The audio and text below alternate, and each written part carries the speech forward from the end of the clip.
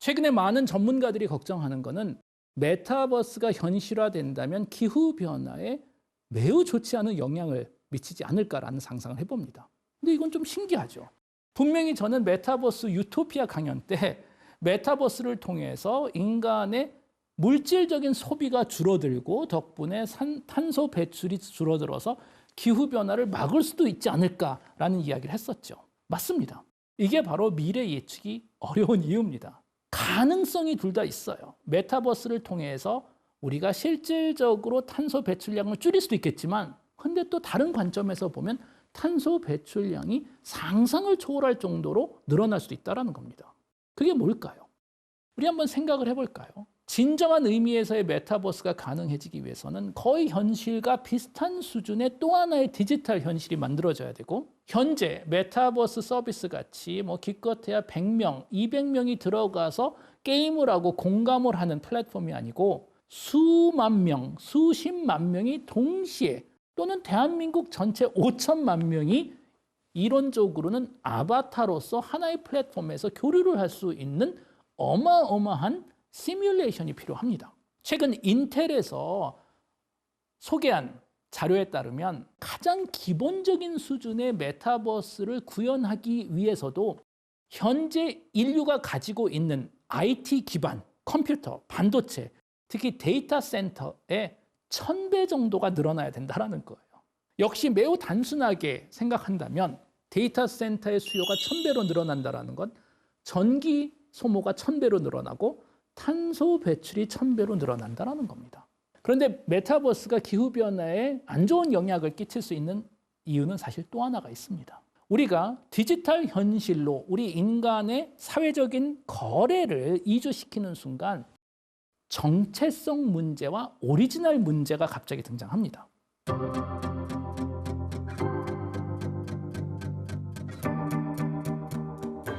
오리지널이 뭘까요?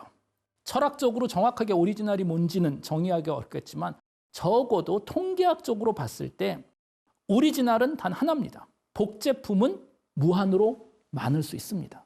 저는 이걸 살짝 다른 관점에서 보고 싶은데요. 아날로그 세상에서는 분명히 오리지널과 복제의 차이가 있습니다. 양자역학적으로 정확한 복제는 만들 수가 없거든요. 그런데 디지털 세상의 특징은 오리지널과 복제의 차이가 없다는 거예요. 모든 것이 이진법, 0과 1로 구현된 디지털 현상인 거죠. 그럼 이제 문제가 생기겠죠. 오리지널과 복제의 메타버스 디지털 현실에서는 본질적인 차이가 있을 수 없다면 내가 오리지널이라는 것을 어떻게 증명할까? 이런 증명할 수 있는 방법이 없다면 갑자기 페이크들이 등장하기 시작합니다. 그런데 이 페이크가 뉴스만 페이크인 것이 아니고 자동차 가짜, 명품 가짜, 가짜 아바타가 등장하겠죠. 어느 한순간 메타버스에 본인이 김대식이라고 주장하는 가짜 김대식 아바타가 한 1000개 정도 있을 수 있다는 거예요. 그리고 돌아다니면서 건물 계약하고 돈 쓰고 돈 빌리고 난리가 나겠죠. 절대로 있을 수 없는 일입니다. 그렇다면 디지털 현실에서 꼭 필요한 것은 누가 오리지널인지를 우리가 증명을 해야 되고 이미 그런 기술들은 소개가 되고 있습니다. 바로 암호화폐 또는 블록체인 기술을 통해서 나는 나다, 내가 오리지널이라는 것을 증명해야 된다는 거예요. 그 얘기는 무슨 얘기냐면 우리가 현재 예술 작품에 사용하고 있는 NFT라고 많이 부르죠. 대체 불가능한 토큰이라는 우리가 NFT를 가지고 특정 작품이 오리지널이라는 것을 증명하는 것 같이 미래 메타버스에서는 특정 인물, 이 아바타가 오리지널인 것을 증명하는 NF, Non-Fungible, 대체 불가능한 T, 토큰이 아니고 사람, person, NFP가 등장을 해야 된다는 거예요. 그렇다면 우리가 상상을 해볼 수가 있잖아요. 이 세상에 있는 모든 물건들을 우리가 NFT 비슷한 거, 모든 사람들을 NFP로 검증을 해야 된다면 블록체인을 만들어내는 데는 어마어마한 계산량이 사실 필요합니다. 이 계산량들을 우리가 또 만들어내기 위해서는 수많은 데이터 센터가 필요하다는 겁니다. 그래서 결과적으로 메타버스가 에너지 소비를 또 늘리고 탄소 배출을 늘리지 않을까라는 걱정을 해봅니다. 저희가 방금 이 메타버스 세상에서 핵심적인 문제들 중에 하나가 나는 나다. 이것을 증명하는 방법이 정말 핵심이라고 제가 말씀을 드렸죠. 그리고 현재 기술적으로는 암호화, 블록체인 기술을 통해서 마치 우리가 아날로그 현실에서 내가 나라는 것을 증명하기 위해서 우리는 주민번호를 가지고 있죠. 또는 지문으로 내가 나라는 것을 증명합니다. 메타버스에서는 블록체인을 활용해야 된다는 겁니다. 우리 근데 내가 나라는 존재를 증명하고 싶은 욕구는 도대체 왜 있는 걸까요? 도대체 우리는 이 나라는 존재에 왜 이렇게 집착을 하는 걸까? 그리고 메타버스 세상에서 도대체 나는 무엇일까? 지난번 강연에서도 제가 말씀드렸던 대로 여전히 물리학적인 법칙에 따라서 나의 몸, 나라는 존재를 육체적으로 스캔해서 메타버스로 투사하는 것은 불가능합니다. 그럼 우리가 이런 얘기를 해볼 수가 있겠죠. 뭐 아무리 메타버스 세상에서 내가 대부분 경험을 한다 그래도 나라는 존재는 그냥 나는 나 아니냐. 이게 뭐가 고민할 필요가 있을까라는 이야기를 해볼 수 있습니다. 그런데 역시 뇌과학적으로 그렇진 않습니다.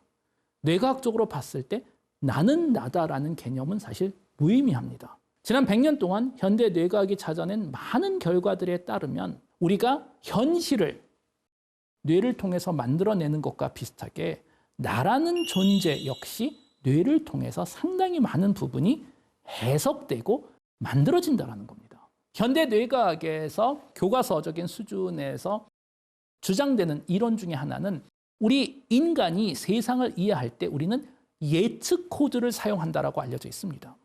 이게 무슨 얘기일까요? 우리가 책상 위에 있는 물건을 들 때 컵이라고 칩시다. 로봇은 물건을 잡고 무게를 측정해야 됩니다. 그 무게에 따라서 관절에 힘을 주는 거죠. 그런데 우리 인간은 물건을 보고 이 물건이 어느 정도 무거운가 미리 예측을 하고 관절의 힘을 미리 조절해서 그만큼 힘을 조절해서 드는 거예요. 여러분들이 가끔 경험하시겠지만 이건 되게 무거울 것 같아 하고 들었는데 너무 가벼워서 손이 이렇게 올라가는 경우를 많이 경험하시겠죠. 이런 식으로 우리 인간 뇌의 대부분 계산은 예측 계산이라고 현재 알려져 있습니다. 최근에 영국의 애닐 세스라는 교수님이 아주 흥미로운 책을 하나 쓰셨습니다. 너가 된다라는 Being You라는 책을 쓰셨는데 이 책의 핵심 내용은 뭐냐면 사실 우리가 나라고 생각하는 정체성 역시 예측 코드를 통해서 항상 예측을 한다는 거예요.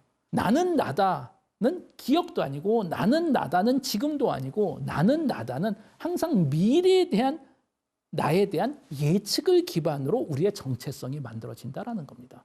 매우 흥미로운 이론입니다. 여기서 우리가 질문해야 될 게 또 하나 있죠. 그건 뭐냐면 도대체 나는 어디에 있는 걸까? 이게 무슨 질문일까?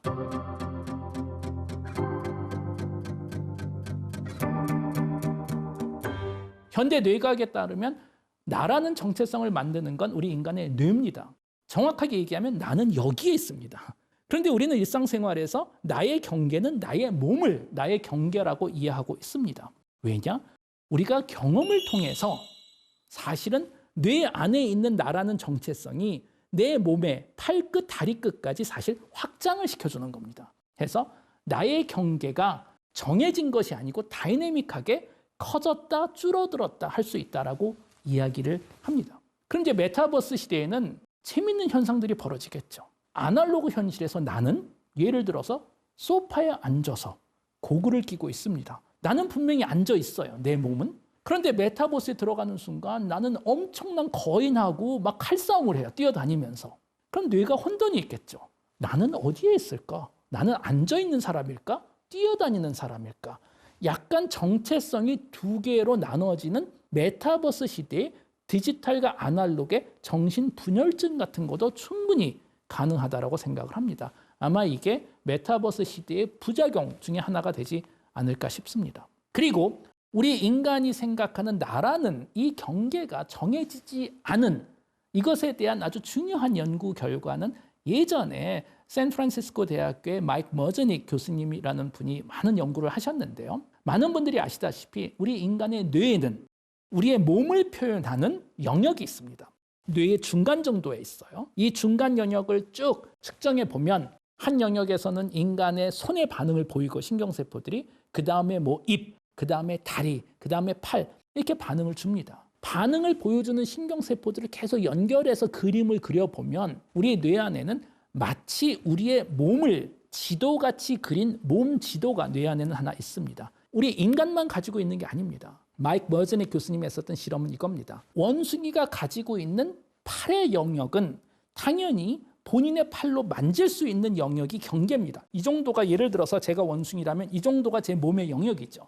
그런데 반대로 반대 조건으로 결정적 시기가 끝나지 않은 원숭이입니다. 기억하시죠? 우리가 원숭이 같은 경우에는 1살, 1년 때까지는 뇌의 유연성이 크다고 인간 같은 경우에는 10년에서 12년이었고요. 결정적 시기가 끝나지 않은 원숭이한테 세상을 경험할 때 팔로 경험하지 않고 팔에다 막대기 같은 걸 이렇게 테이프로 붙여놨어요. 이렇게 했더니 원숭이 뇌에 생기는 몸의 지도가 그 몸의 지도에서 몸의 끝이 팔의 끝이 아니고 막대기의 끝으로 확장이 되더라고 찾아낸 결과가 있습니다. 그 얘기는 무슨 얘기냐 하면 우리의 몸은 우리가 눈에 보이는 것이 몸이지만 뇌가 가지고 있는 나의 몸은 경험을 기반으로 한다는 거예요.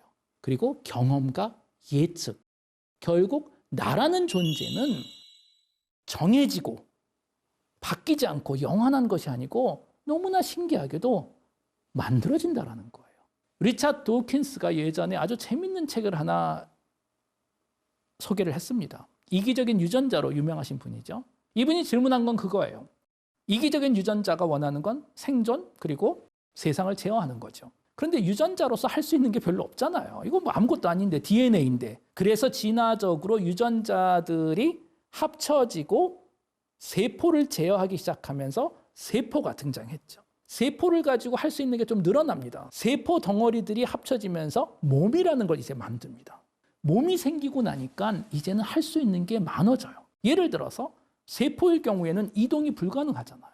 그런데 몸 그리고 특히 뇌가 진화적으로 만들어지고 난 다음에 이제 생명체가 움직일 수 있습니다. 이게 아주 흥미로운 질문 중에 하나인데 사실 그 뇌과학에서는 중요한 질문이 하나 있습니다. 그건 뭐냐면 도대체 뇌가 왜 있어야 될까라는 질문입니다. 말도 안 되는 질문 같죠. 그런데 답이 간단하지가 않습니다. 뇌가 왜 있어야 되는지 우리는 모르거든요. 그렇지만 교과서적인 내용으로는 지구에 있는 모든 생명체를 보면 뇌가 있는 신경계가 있는 생명체와 뇌가 없는 신경계가 없는 생명체를 식별해 보면 차이는 있습니다. 뇌가 있는 생명체들은 다들 이동을 하는 움직이는 생명체들입니다. 결과적으로 뇌가 처음에 만들어졌을 때는 글을 쓰고 뭐 코딩을 하려고 만들어진 것이 아니고 움직이기 위해서 만들어졌다라는 거예요. 그런데 우리 인간은 특히 몸을 넘어서 또 하나의 업그레이드가 됩니다. 어느 한순간 우리 인간은 언어를 만들죠. 언어가 발명되는 순간 우리 인간이 제어할 수 있는 범위가 확장이 됩니다. 리차드 도킨스 교수가 이야기한 건 진화 과정이라는 것은 점점점 확장된 유전자가 세상을 제어할 수 있는 범위를 늘려가는 것이 진화라고 이야기를 했습니다. 결과적으로 이 이야기는 무슨 얘기냐면 우리가 살고 있는 우주를 크게 두 가지로 나눈다면 이 중에서는 예측이 가능하고 내가 제어할 수 있는 영역이 있습니다. 이 영역을 우리는 나라고 부릅니다. 그리고 이 영역은 늘어날 수도 있고 줄어들 수도 있습니다. 예측이 불가능하고 내가 제어할 수 있는 나머지 부분을 우리는 우주라고 부릅니다. 이런 관점에서 보면 나라는 존재는 진화적으로 리모컨이라는 거예요. 현실을 제어할 수 있고 예측할 수 있는 기능의 합집합이 나라는 겁니다. 그럼 이런 아이디어를 가지고 이제 우리는 메타버스를 해석해 볼 수가 있겠네요. 인간의 몸, 나라는 정체, 나라는 존재의 한계가 몸이 끝이 아니고 이 몸 또는 다른 걸 통해서 세상을 제어할 수 있는 범위의 한계가 나라면 충분히 나라는 존재는 확장이 가능하다는 거예요. 결과적으로 우리가 메타버스에 대한 미래를 바라볼 때 충분히 가능성이 있다라고 해석할 수 있는 것은 우리 인간의 뇌 안에는 진화적으로 본인의 몸 그리고 이 몸을 제어하는 나라는 자아를 확장할 수 있는 알고리즘과 하드웨어가 이미 다 존재한다는 거예요.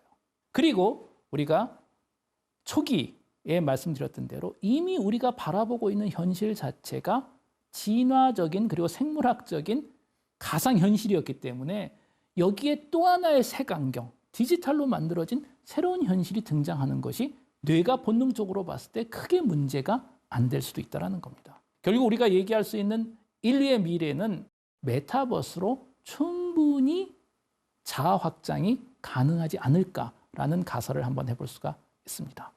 오늘 강연은 여기까지 하도록 하겠습니다. 네, 감사합니다.